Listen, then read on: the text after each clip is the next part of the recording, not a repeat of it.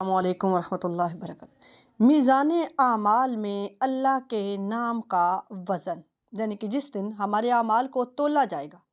آپ سب جانتے ہیں کہ قیامت والے دن ہمارے اعمال کو تولا جائے گا، تو ہمارے اعمال کو جب تولا جائے گا تو اس میں ایک چیز ہوگی جو بڑی قیمتی ہوگی، اور وہ باقی ہمارے اعمال پر بہت بھاری ہوگی۔ اور یہ روایت ہے عن عبداللہ بن عمر قال قال رسول اللہ صلی اللہ علیہ وسلم ان اللہ سیخلص رجلا من امتی علی رؤوس الخلائق یوم القیامت فینشر علیہ 99 سجل کل سجل مثل مد البصر ثم یقول اتنکر من هذا شیئا۔ حضرت عبداللہ بن عمر، حدیث آگے بھی ہے، لمبی حدیث ہے، کہ حضرت عبداللہ بن عمر رضی اللہ عنہ سے روایت ہے کہ رسول اللہ صلی اللہ علیہ وسلم نے بیان فرمایا، قیامت کے دن اللہ میری امت میں سے ایک شخص کو ساری مخلوق کے روبرو الگ نکالے گا اور اس کے سامنے 99 دفتر کھولے گا، جن میں ہر دفتر کی لمبائی گویا حد نگاہ تک ہوگی، اور یہ دفتر اس کے نامہ اعمال کے ہوں گے۔ پھر اس سے فرمایا جائے گا کہ یہ جو اعمال ہیں، کیا ان میں سے تجھے اتنکرو کسی کا انکار ہے؟ کیا یہ تیرے اعمال کی نگرانی کرنے والے اور لکھنے والے میرے فرشتوں نے تجھ پر ظلم کیا؟ تو وہ عرض کرے گا نہیں، میرے اوپر کوئی ظلم نہیں ہوا، میرے ساتھ کچھ بھی نہیں ہوا، کیونکہ انسان اس وقت کہے گا نا فَيَقُولُ لَا يَا رَبِّ فَيَقُولُ أَفَلَا عُذْرٌ، تو اللہ فرمائیں گے اچھا پھر کیا تیرے پاس کوئی عذر ہے؟ کہ تیرے پاس کوئی عذر ہے؟ وہ عرض کرے گا اللہ میرے پاس کوئی عذر نہیں۔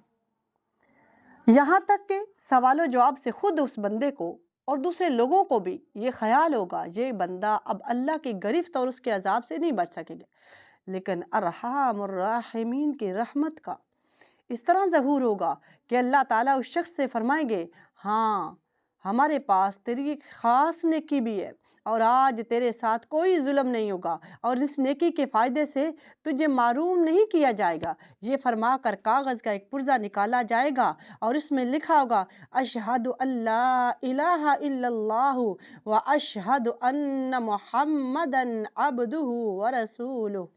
اور اس بندے سے کہا جائے گا اپنے اعمال کے وزن کے پاس حاضر ہو، یعنی چل کر اپنے سامنے وزن کرا۔ وہ عرض کرے گا یا اللہ ان دفتروں کے سامنے اس پرزے کی کیا حقیقت ہے اور اس سے اس کو کیا نسبت ہے، یعنی وہاں جا کر میں کیا دیکھوں گا اور کیا کروں گا؟ نتیجہ تو مجھے معلوم ہے، کہاں اتنے بڑے بڑے 99 دفتر، کہاں یہ ذرہ سا پرزہ؟ اللہ فرمائے گا نہیں تجھ پر ظلم نہیں کیا جائے گا، بلکہ پورا انصاف کیا جائے گا۔ جس پرزے کو تو معمولی اور بے وزن سمجھ رہا ہے، تیرے سامنے اس کا بھی وزن کیا جائے گا، اور آج اس کا اور اس میں لکھے ہوئے ایمانی کلمے کا وزن ظاہر ہوگا، اور اس کا تجھے پورا فائدہ پہنچایا جائے گا۔